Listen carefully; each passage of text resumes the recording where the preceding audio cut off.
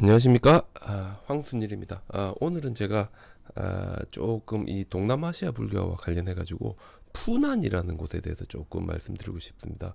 이 푸난 하면 보통 우리 한자로 부남이라고 하는데, 이 우리 이제 옛날 중국 발음으로 푸난 이렇게 되고, 보통 이 말레이 반도와 오늘날의 이 메콩강 하류 지역에 있었던 그런 고대 이 동남아시아의 도시를 이야기하는데, 제가 왜 푸난을 이야기하는가 하면, 저희들이 일반적으로 이 불교가 실크로드를 통해서 이제 전래되었다고 할 때 많은 사람들이 북방 실크로드만을 생각하는데, 북방 실크로드만큼이나 중요한 역할을 한 게 남방 해상 실크로드입니다. 특히 우리나라 같은 경우에는 이게 뭐하고 관련되는가 하면 우리 가야국의 건국설화와 관련해서 이 김수로 왕 아유타국 이야기하는 어떤 그런 부분도 사실 이 부분과 관련되고, 어떤 푸난이라는 곳이 가지고 있던 지정학적인 위치라든지 이 다양한 이 푸난이 가지고 있었던 여러 가지 응용할 수 있는 부분들이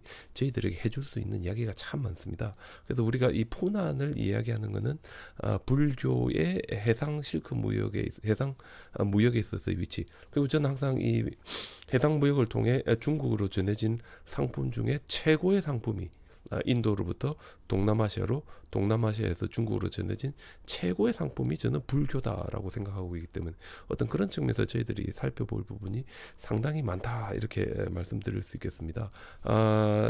우리 동남아시아를 이야기할 때 저희들이 꼭 하나 명심해야 되는 거는, 동남아시아는 기본적으로 모계사입니다.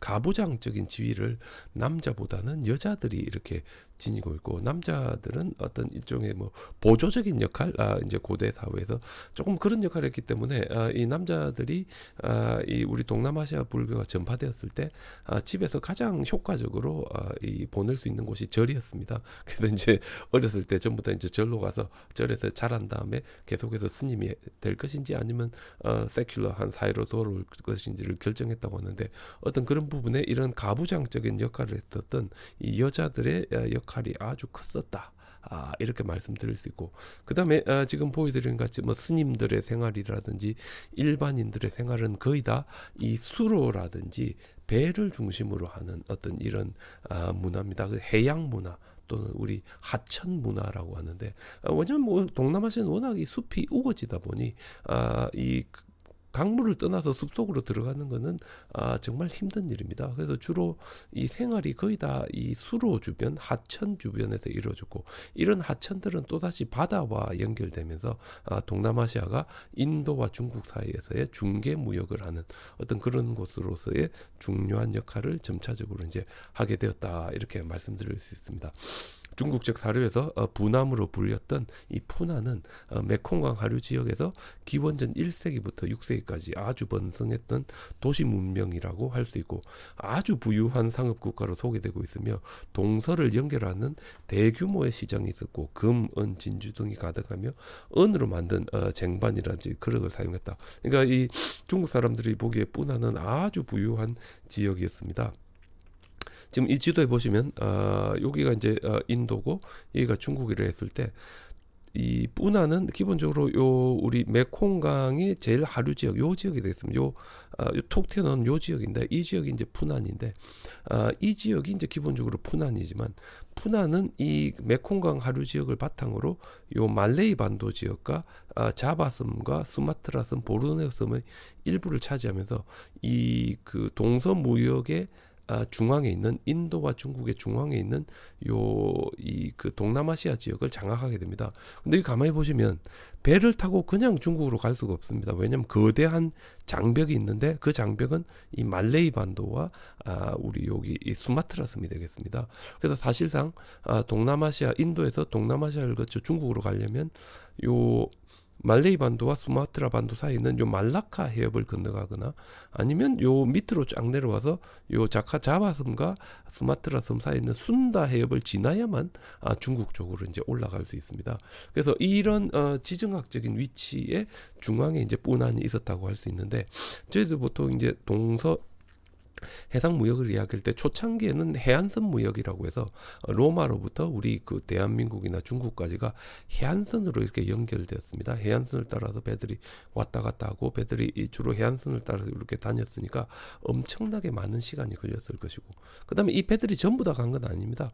요 사이에 가는 거는 여기만 가고, 여기만 가는 배들은 여기만 가고, 여기만 가는 배들은 여기만 가고, 이렇게 뚝뚝뚝뚝 끊겨 있는 요 이 그 해상 무역의 항로들이 이렇게 연결된 어떤 이제 그런 모습을 보였을 것인데, 이렇게 해안선 무역으로 연결되다 보면 특히 이 말레이 반도 같은 경우에 이 말레이 반도가 가장 좁아지는 이 부분은 굳이 배를 타고 삥 안 돌아도 요 부분을 이 육로로 횡단해 가지고 넘어가면 되기 때문에 바로 이 그 바다와 바다가 만나는 사이에 아주 얇은 부분, 보통 우리 여기를 입스무스 크라라고 하는데, 바로 이 부분이 길게 돌아가지도 않고 이 짧게 이 양쪽 그러니까 벵골만과 타이만을 연결해주는 곳으로서 각광을 받게 됐고, 이 입스무스 크라 지역이 이제 발전합니다. 그래서 저희들이 가만히 보면 제법 오래 전부터 우리 인도에서 이제 해안선을 따라 배들이 오면서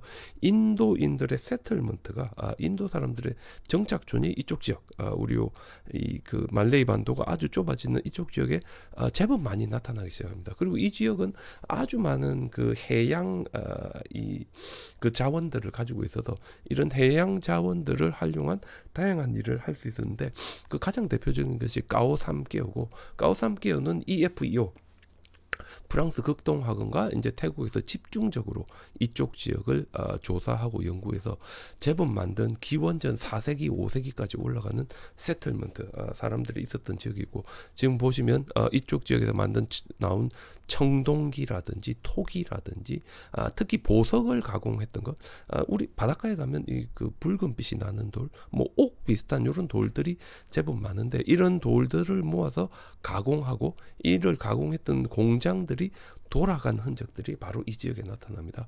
그래서 뿌난이 이쪽 지역에서 이제 상업이 발달을 했다 했을 때 바로 이런 우리 이 수공의 무역 을 할 수 있는 수공예를 할 수 있는 능력, 인도적인 백그라운드를 가진 사람들의 활발한 활동을 통해 가지고 아마도 이제 뿌난이 어떤 이런 일들을 하면서 점차적으로 동서무역의 중심지의 중요한 도시로 발전했던 것 같습니다.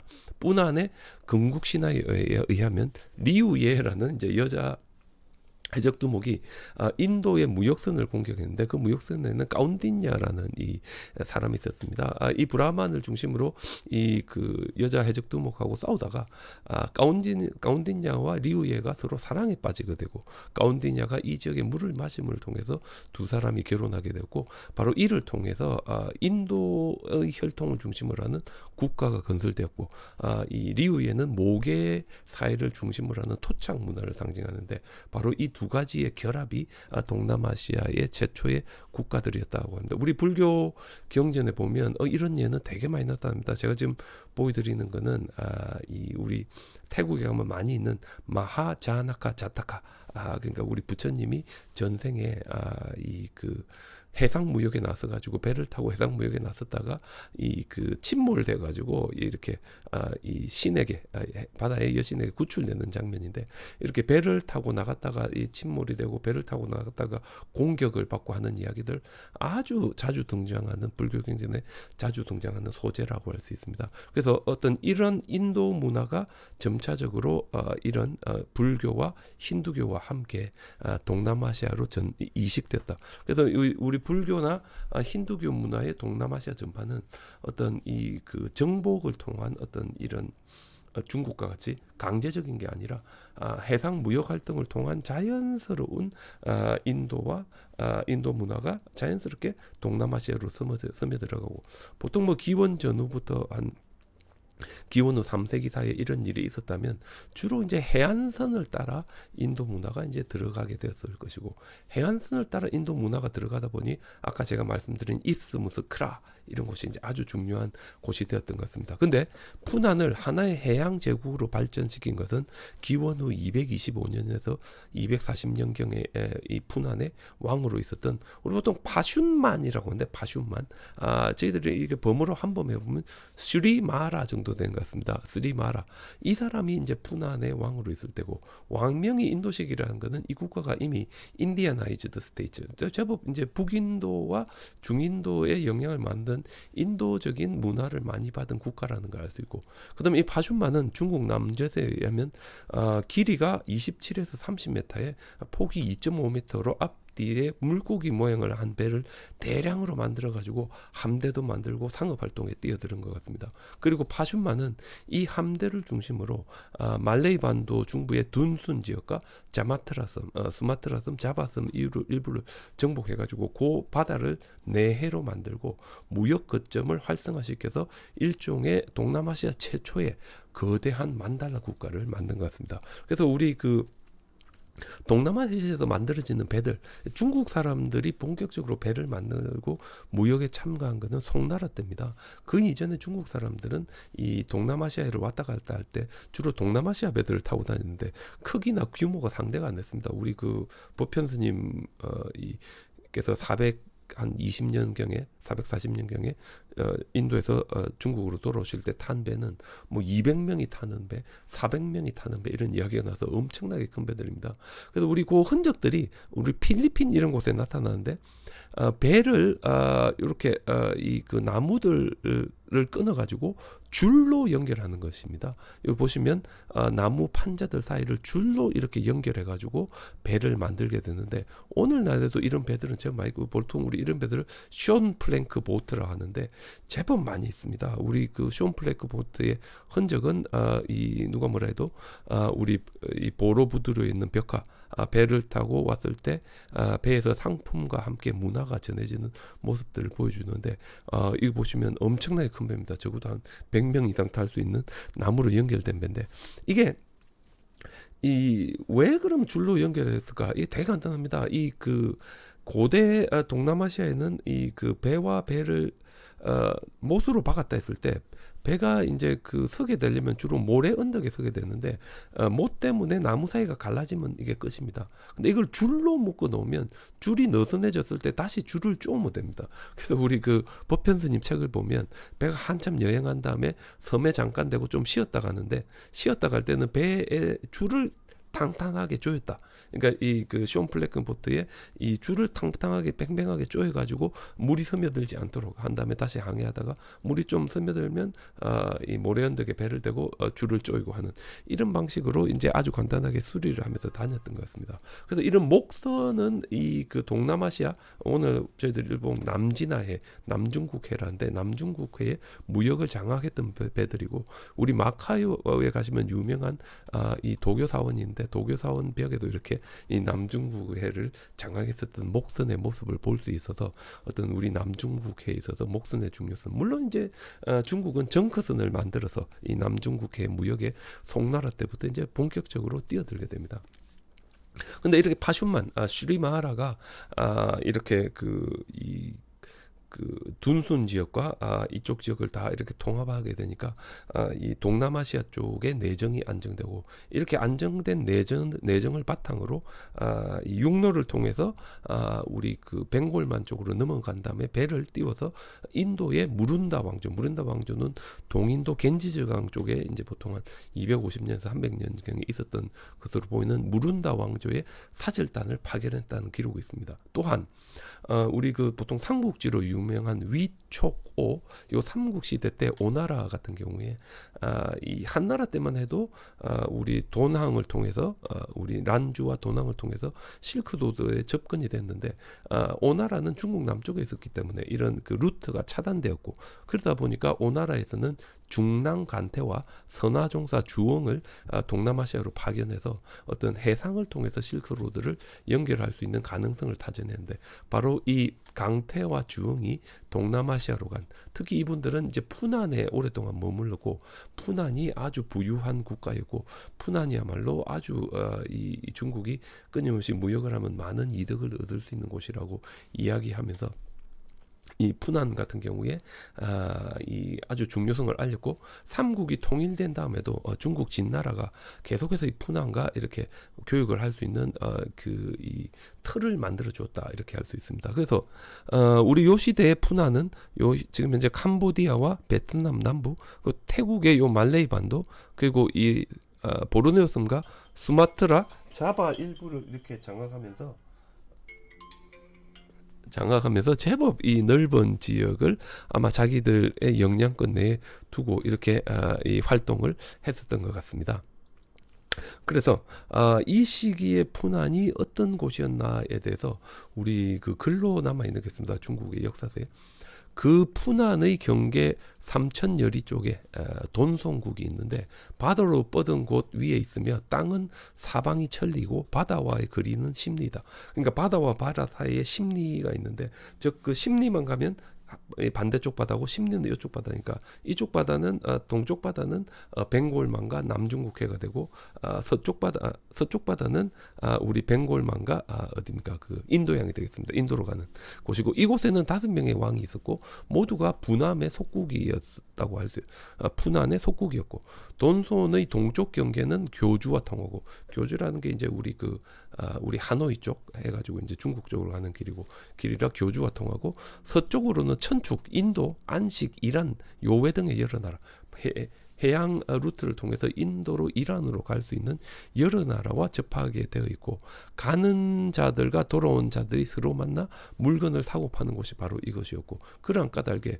돈손이 바다 쪽으로 돌출해 나가는 게 1000열이나 됐다. 바로 이게 제가 보기에는 말레이 반도입니다. 말레이 반도가 1000열이나 있었고, 가장 큰 바다 쪽으로는 제방이 없었다. 따라서 배들이 가로질러 갈 수 없기 때문에, 그러니까 이제 우리 뭐 이런 운하를 만들어서 배가 여기를 넘어갈 수 없었기 때문에 결국 여기에 멈추고, 바로 이곳에 시장이 열리면 동쪽과 서쪽에 상인들이 모이는데, 날마다 만 여인들이 모여서 진귀한 물건을 교환했는데 없는 것이 없었다. 얼마나 이곳이 부유했는지 알 수 있습니다. 그래서 저희들이 보기에 돈손은 바로 차오삼께오가 있는 요 지역이었었고, 해안 무역을 따라 배들이 이렇게 오다가 요곳에 있어서 육로를 통해서 벵골만에서 타이만으로 향한 다음에 여기서 배를 띄우면 우리 메콩강 하류 지역이 되고, 이곳이 바로 푸난이 되겠습니다. 그 푸난에서 뭐 다시 중국으로 간다든지 하는 이제 다양한 해상 활동들이 벌어질 수 있는데, 푸난은 그 당시에 그 동남아시아 제법 넓은 지역을 장악했던 것으로 보이며, 우리 방콕과 캄보디아 사이에 지금 여기 있는 부분에 프라찐불이라는 곳이 있는데, 이곳에 가면 이제 우리 푸난 문화의 흔적을 볼 수 있습니다. 지금 제가 보여드리는 게 이곳에 발견된 아주 멋있는 비슈누상이고, 그 다음에 저희들이 조금 발굴을 해보면 제법 둥근 형태의 무왕, 우리 동남아시아의 오래된 고대 도시의 흔적들이 나타나고 있으며, 이곳에는 동남아시아에서 가장 오래된 발자국입니다. 이 거대한 발자국인데, 저희 보통 비슈누 신의 발자국이다. 법륜이 있고 코끼리를 다루는 이 도구가 이래 새겨져 있기 때문에 비슈누 신의 발자국이 발견되었고, 조금 우리 반대로 찍어 보이는데 제법 넓은 힌두교의 세틀먼트가 있었으며, 이 지역에 아주 제법 거대한 사람들이 살았던 흔적들이 이렇게 남아 있습니다. 그래서 어떤 이런 지역이 푸난의 중심지로서 제법 오랫동안 역할을 했을 것으로 보이는데, 이 푸난은 AD 한 350년에서 400년 정도 되면 중요한 변화를 맞습니다. 당시 푸난은 왕은 왕 축전단 이랬는데, 축전은 인도고 단은 찬단한 거든. 축은 인도고 전단은 우리 우리 전단향, 그래서 찬다나 이래 되니까 인도 출신의 왕 찬다나가 푸난의 왕이 되었었고, 이분이 중국에 코끼리를 선물했다는 기록이 있고, 그 뒤를 이은 꼰단야 교진야라는 왕이 푸난의 제도를 크게 인도식으로 다시 고쳤다는데, 이게 이제 무슨 이야기인가 하면, 꼰단야 시기에 푸난 둔수관 왕국은 국가의 문화와 언어와 종교를 어떤 이 기존의 북인도적인 방식에서 남인도의 힌두교적 비전에 따라서 개혁했던 것으로 보입니다. 왜냐하면 보통 한 200년, 300년, 400년이 되면 인도 사람들이 새로운 항로를 알아차리게 되는데 아주 약한 바람을 타고 이렇게 강 해안선을 따라가는 것보다 가장 효과적으로 북인도에서 중국으로 가는 길은 배 방향을 동쪽으로 하는 게 오히려 서쪽으로 이렇게 스리랑카 쪽으로 내려왔다가 스리랑카를 기점으로 해서 우리 말라카 반도로 가거나 순다 해부로 가는 새로운 항로가 이제 개척이 되는데 이게 훨씬 더 편하게 갈 수 있었는데 요거는 이제 몬순 계절풍의 이 효과를 알아차렸기 때문에 보통 12월에 배를 타고 타면 2주 만에 스리랑카까지 옵니다. 그 스리랑카에서 3, 4월이 되면 배가 바람 방향이 바뀌어서 5, 6월이 되면 자연스럽게 배가 서쪽에서 동쪽으로 부는데 이 바람을 따라서 우리 안다만 제주나 니코바까지 올 수 있고 특히 니코바에서 적도 해류를 타면 이 배가 한 두세 달 만에 요 자바섬까지 이렇게 자연스럽게 아주 편안하게 전혀 위협이 바람의 위협이 없이 올 수 있으며 아니면 이 말라카 반도 쪽으로 계속해서 올 수 있습니다. 그리고 바로 이곳 우리 그 싱가포르이 있고 이 그 수마트라 섬의 팔람방이 있는 이 지역에서 바람이 맞을 때 보통 뭐 한 6, 7월, 7, 8월 될 때 배를 떼우면 자연스럽게 배가 위로 올라가서 도착하는 것이 오늘날 중국의 광조, 홍콩에 있는 이제 그 지역입니다.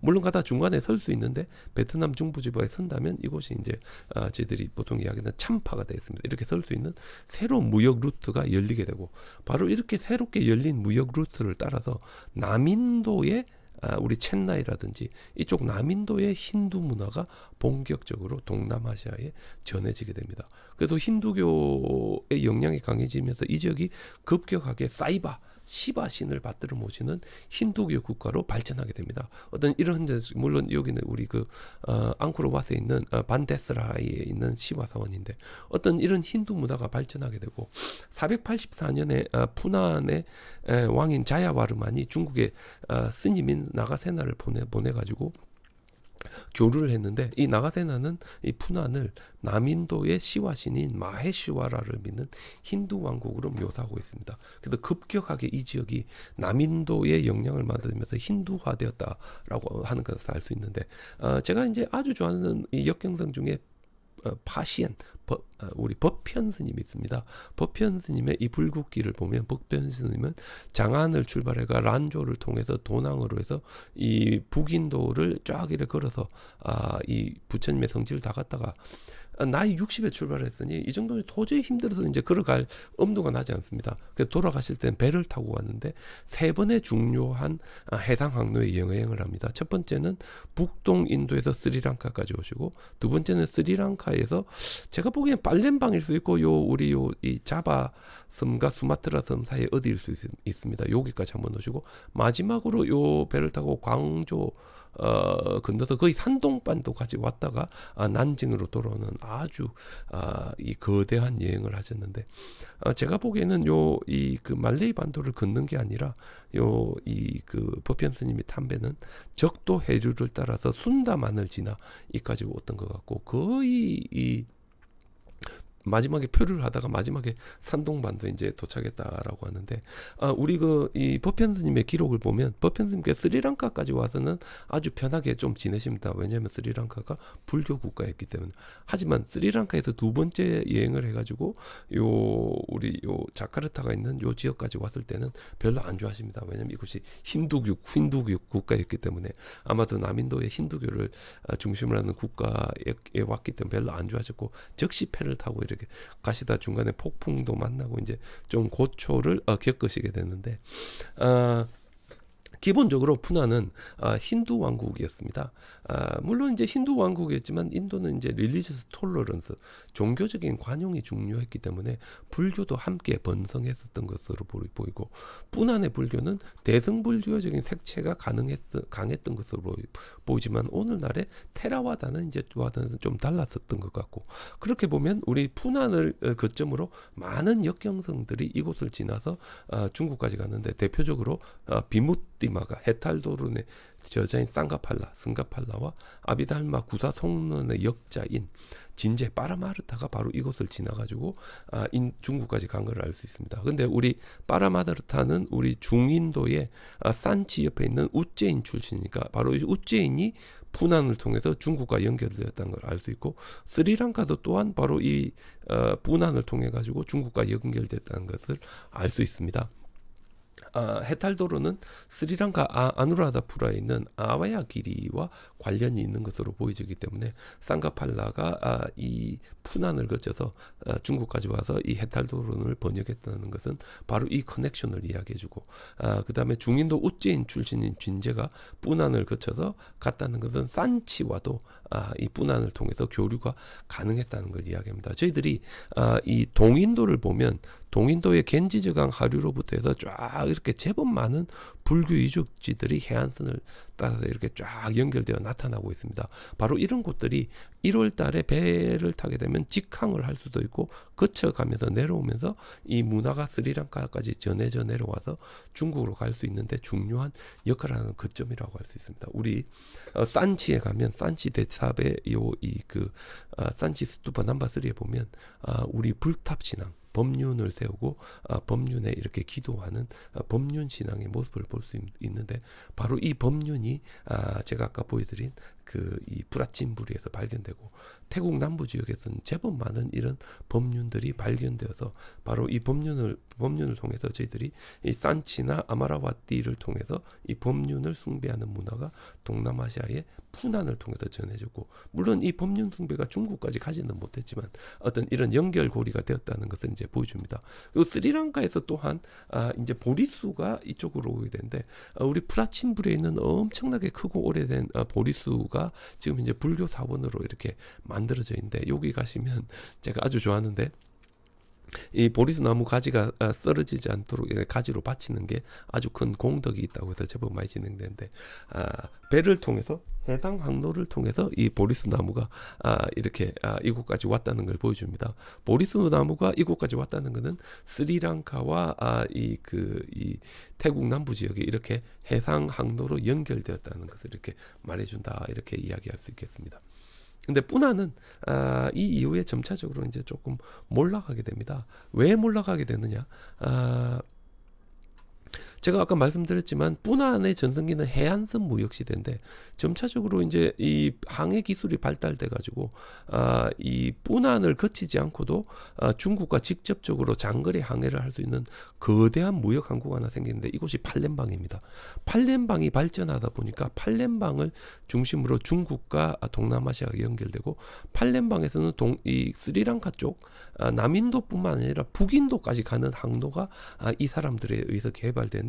이 사람들은 종족이 말레이족입니다. 언어도 말레이계 언어를 하는 사람들이고, 푸난과 둔수는 말레이계 언어를 하는 사람들이 아니라 크메르계 언어를 하는 사람들이라 언어가 달랐고, 그다음 이 사람들이 이제 굳이 섰다 가게 되면 도로 역으로 타이만 쪽으로 오지 않고 베트남 중부 지역에서 잠시 섰다가 이제 홍콩 쪽으로 가는데, 바로 여기 발전되는 도시는 참파입니다. 그리고 이제 서인도에서도 이 동남아시아 지역으로 올 때 요 콜롬보를 통해서 니코바 아일랜드까지 온 다음에 적도 해류를 따라 이쪽으로는 항로가 발전되었기 때문에 더 이상 푸난이 중개 무역으로서 가장 중요한 역할을 할 수 있는 곳이라는 위치를 상실하게 됩니다. 그러다 보니 푸난이 점차적으로 약해지고, 결국 이 푸난은 우리 앙코르 왕국에 흡수되면서 점차적으로 푸난이 이제 역사에서 사라지게 되는 그런 운명을 맞이하게 됩니다. 하지만 우리 이 푸난은 우리 동서의 무역의 중앙에 위치하면서 인도와 중국을 연결해주는 아주 중요한 요충지로서의 역할을 했고, 푸난이 있음으로 해서 많은 역경성들이 불교 경전을 가지고 인도까지 올 수 있었고, 많은 역경성들이 푸난을 통해 가지고 중국과 인도를 연결시킬 수 있으며 불교를 전해지는 데 중요한 역할을 했습니다. 그리고 이제 6세기가 지나게 되면 이 역할을 스리비자야라는 이제 새로운 우리 팔렘방을 중심으로 하는 왕국이 하게 되고, 이 시대는 이제 의정 스님의 시대가 되겠고, 우리 푸난은 의정 이전에 법현 스님의 시대. 그래도 고대 중국과 인도를 연결시켜주는 가장 중요한 역할을 한 곳은 이 푸난이었다. 그 푸난에 의해서 불교가 이렇게 연결될 수 있었다는 것을 저희들이 이제 알 수 있다. 이렇게 말씀드릴 수 있겠습니다. 오늘은 간략하게 푸난을 통해 가지고 이 우리 연결되는 모습들에 대해서 한번 말씀드려봤습니다. 감사합니다.